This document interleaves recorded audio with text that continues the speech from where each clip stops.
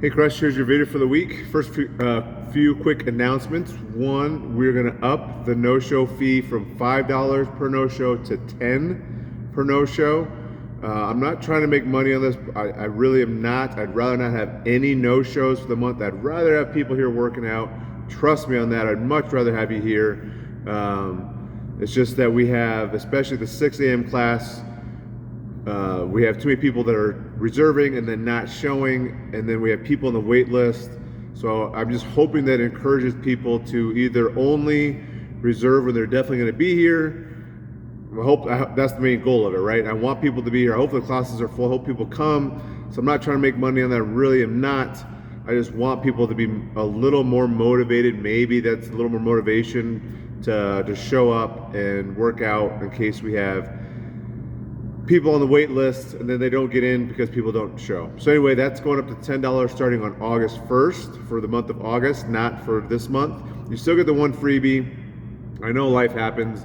I know that sometimes you wake up and your kid was sick all night and you can't make it in. I understand that. I know sometimes work holds you late. You can't make it to 5:30 class. I understand that. So you do get one freebie per month, but otherwise it's gonna be $10. A couple changes coming up with the new space. So not until September 5th, our first, what I hope is our first full week in the new spot. Class times are going to change. We're going to have classes at 5 a.m., 6:15, 8:45. That 8:45 class, I'm going to play with that a little bit. I'm going to talk to the 8 and 9 a.m. people a little more about that. 11 a.m., 4 p.m., 5:15 p.m., and 6:30 p.m. So now they're an hour and 15-minute intervals. I was talking to another owner of another gym over on the west side of town, and he was telling me about that. They started doing that during COVID, because we had to have, the coming and going of people, etc. But they've kept it because it's just amazing in that, one, the coaches get to chat with the members between classes a little more. It kind of gives you a little time, so if the class runs a little long, you're not worried about the next class starting. And I think one of the best parts about it for us is just you have like a busy 5 a.m. and they kind of wrap up, and then you have to start the 6 a.m. There's a lot of overlap there. It'll kind of give us some breathing space there. So those are gonna be the class times starting at the new space. Again, 5 a.m., 6:15, 8:45. The 11 a.m. class will be every day. I'm gonna get rid of at the new space, I'm gonna get rid of the 1 hour requirement or classes is canceled.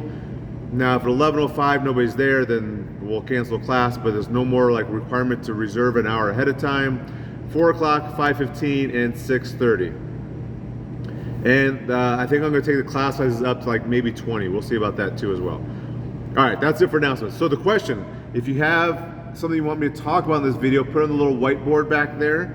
The one that's back right now is, can you eat for weight loss at the same time eat for performance? I think the answer is yes. But when I hear a question like that, when I hear somebody that's trying to lose weight, but they're also trying to find a reason why they can eat more than they should.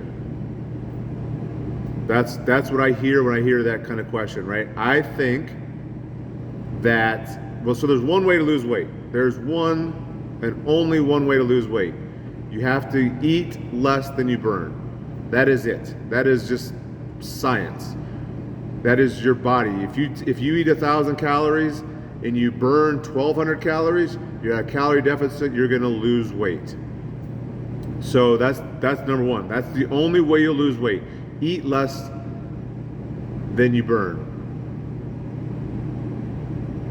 Sure, there are some calories that are more filling than others. There are some calories that are much better for you than others. So some people will say, well, a calorie is not a calorie. A calorie is a calorie in terms of losing weight. If I eat 2,000 calories a day and I only burn 1,800, I'm gonna gain weight. Whether I eat 2,000 calories in cookies or I eat 2,000 calories in meat, it is 2,000 calories. Now 2,000 calories in cookies is gonna be a lot less filling than 2,000 calories in meat. 2,000 calories in cookies is gonna be a lot less filling than 2,000 calories in vegetables or fruits, purely for a volume perspective. You can eat 3 Oreos, something like that, for like 150 calories, or you could have 2 big bananas for basically the same amount of calories. Which is going to fill you up more? Which is going to be bigger, and then therefore fill your stomach up more? Is the more voluminous food for the calories. So the more grams in weight of food per calorie is going to fill you up more, and therefore you'll eat less just because you're more full. But when it comes down to it, 100 calories of Twinkies is 100 calories of carrots. Both are 100 calories. That kind of goes back to the whole, what weighs more, a pound of feathers or a pound of bricks? They both weigh a pound, just you have a couple bricks for a pound versus a huge bunch of feathers, right? So if you're gonna eat 2,000 calories, and you choose to eat those 2,000 calories in carrots versus 2,000 calories in peanut butter and jelly sandwiches, you're gonna eat a lot more food in those carrots to get to that 1,000 calories, or 2,000, whatever I said, 2,000 calories. So, back to the question, can you eat for weight loss and performance? The reason I say yes for that is I think you definitely can, but you have to be honest about yourself, right? How many people in here are really looking to compete in the sport of fitness?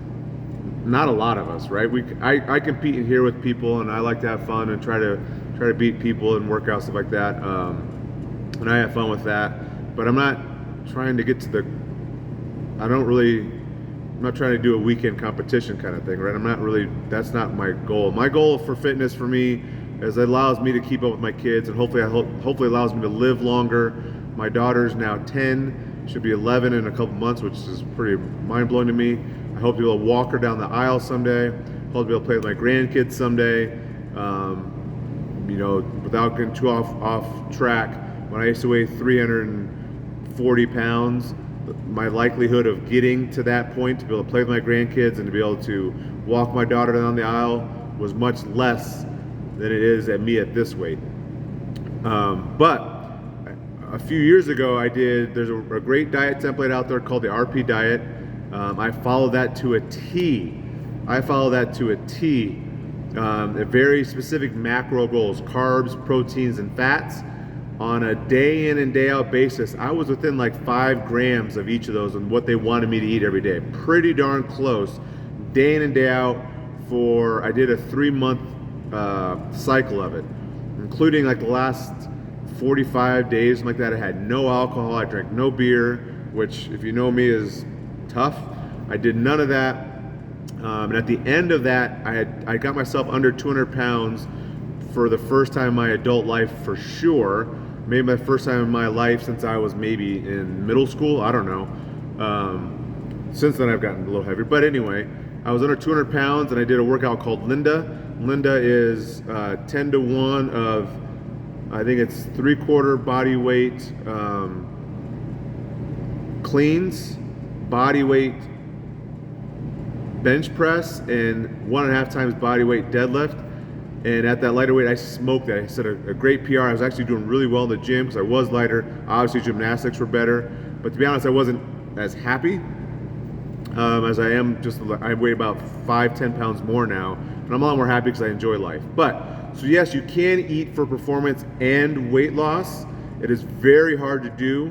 You have to really track your macros to a T, like perfect, right? You can't deviate at all, because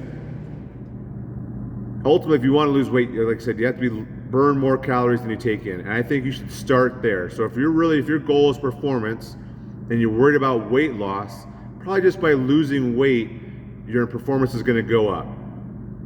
Now, if you lose weight really, really rapidly and you're losing it too fast, you might feel really, really tired. You might be cranky. You might not sleep that well. There might be a lot of stuff that goes on with that on the side effects. But yes, you can eat for performance and weight loss. It's hard to do. I would recommend not worrying about performance.